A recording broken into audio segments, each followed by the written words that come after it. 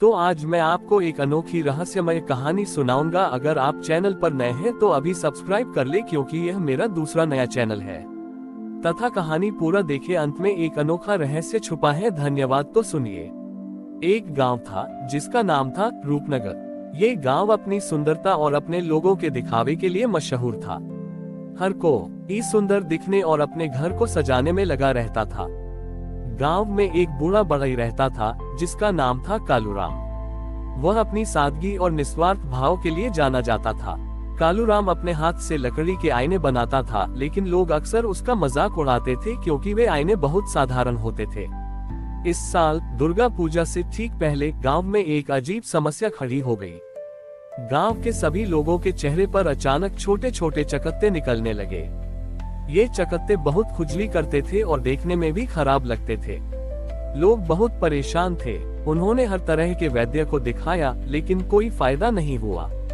सब एक दूसरे से दूर रहने लगे और गांव में उत्सव का माहौल पूरी तरह से गायब हो गया। गांव के लोगों को लगा कि ये देवी दुर्गा का प्रकोप है, क्योंकि वे अपनी बाहरी सुंदरता पर बहुत घमंड करते थे। गांव के मुखिया ने सबको इकट्ठा किया और कहा, हमें देवी से माफी मांगनी चाहिए और उनसे इस समस्या का हल पूछना चाहिए। गांव के सभी लोग दुर्गा पूजा के पंडाल में इकट्ठे हुए। तभी कालूराम वहां आया। उसके चेहरे पर भी चकत्ते थे, लेकिन वह बहुत शांत और स्थिर था।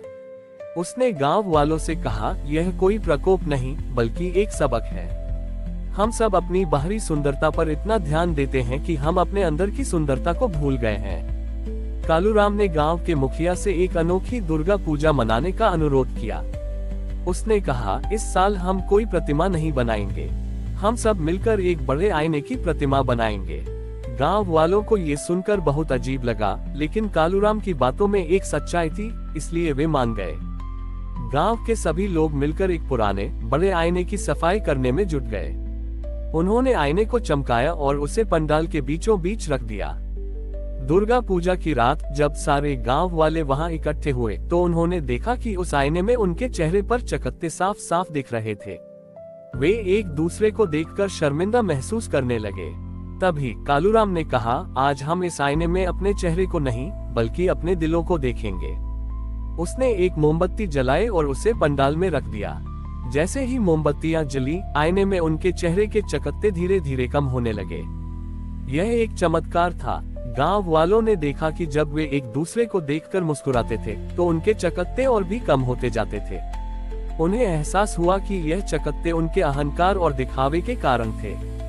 जैसे ही उन्होंने अपने दिल की सफाई की और एक दूसरे के प्रति प्रेम दिखाया, उनका चेहरा भी साफ होने लगा। उस दिन के बाद रूपनगर के लोगों ने अपने दिखावे को छोड़ दिया। वे अब बाहर से सुंदर दिखने के बजाय अपने मन को सुंदर बनाने लगे।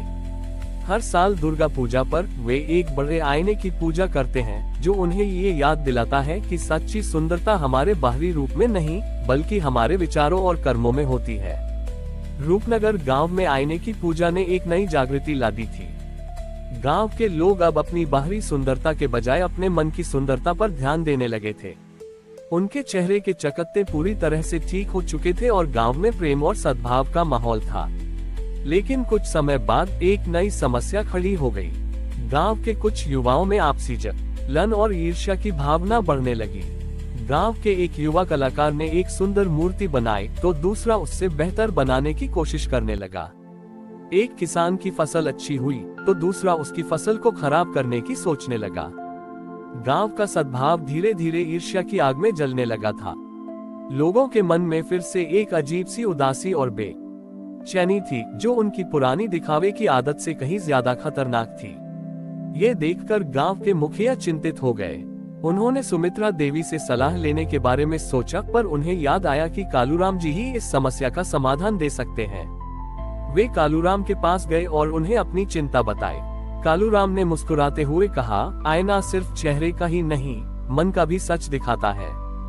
हमारी जलन और ईर्ष्या हमें उस आईने में दिखाई नहीं देती, इसलिए हम उसे नजरअंदाज करते हैं। उसने गांव के मुखिया से एक अनोखी प्रतियोगिता रखने का अनुरोध किया। दुर्गा पूजा से ठीक पहले कालूराम ने गांव के सभी युवाओं को इकट्ठा किया। उसने उनसे कहा, इस साल आप सब कोई नई कलाकृति नहीं बनाएंगे। आप सब मिलकर एक दूसरे की पुरानी कलाकृतियों को और सुंदर बनाएंगे।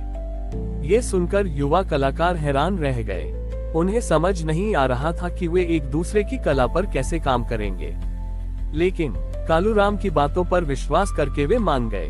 प्रतियोगिता शुरू हुई। एक युवा ने दूसरे की बनाई हुई मूर्ति पर काम किया, उसमें नए रंग भरे और उसे एक नया रूप दिया। दूसरे ने तीसरे के खेत में जाकर उसकी फसल को और बेहतर बनाने के लिए पानी दिया और खरपतवार हटाए। उन्होंने एक दूसरे की मेहनत में अपनी मेहनत मिला दी। दुर्गा पूजा की रात जब गांव के लोग पंडाल में इकट्ठे हुए तो एक अद्भुत दृश्य था। सारी कलाकृतियां और फसलें एक दूसरे की मदद से और भी ज्यादा सुंदर हो गई थीं। एक दूसरे की मदद से बनाए गए काम में एक नई चमक थी। गांव वालों को एहसास हुआ कि जब हम एक दूसरे की सफलता से खुश होते हैं और उसमें अपना योगदान देते हैं, तो हमारी अपनी सफलता और भी बड़ी हो जाती है। कालूराम ने कहा, यह आईना हमें सिखाता है कि हमारी असली सुंदरता और शक्ति एक दूसरे की मदद करने में है, न कि एक दूसरे से मुकाबला करने में। उस दिन के बाद रूपनगर के लोगों ने ईर्ष्या को त्याग दिया। उन्होंने ये समझ लिया कि देवी दुर्गा की सच्ची पूजा तब होती है जब हम एक दूसरे की मदद करते हैं और एक दूसरे की सफलता से खुश होते हैं। रूपनगर गांव में अब सद्भाव और सहयोग का एक नया युग शुरू हो चुका था। लोगों ने एक दूसरे की मदद करना सीख लिया था और गांव की खुशहाली लौट आई थी।